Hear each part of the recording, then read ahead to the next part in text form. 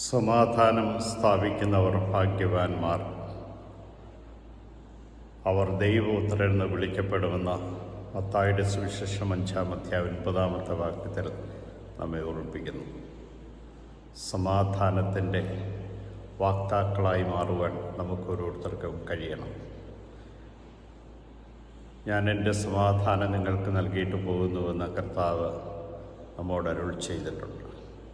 ഈ സമാധാനം സ്വീകരിച്ചവർക്ക് മാത്രമേ യഥാർത്ഥമായ സമാധാനം അനുഭവിക്കുവാനും പകർന്നു കൊടുക്കുവാനും കഴിയും.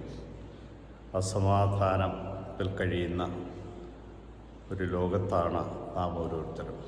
യുദ്ധങ്ങളും കലഹങ്ങളും, കുടുംബത്തിൽ പോലും അംഗങ്ങൾ തമ്മിലുള്ള പ്രശ്നങ്ങളുമുള്ള ഈ സമയത്ത് ക്രിസ്തു നൽകുന്ന സമാധാനം സ്വീകരിച്ച് ആ സമാധാനത്തിൽ നിലനിൽക്കുവാൻ നമുക്കോരോരുത്തർക്കും കഴിയണം. അതിനുവേണ്ടി നമുക്ക് പ്രാർത്ഥിക്കുകയും ആ സമാധാന രാജാവിൻ്റെ കരങ്ങളിൽ ജീവിതത്തെ വിട്ടുകൊടുക്കുകയും ചെയ്യാം.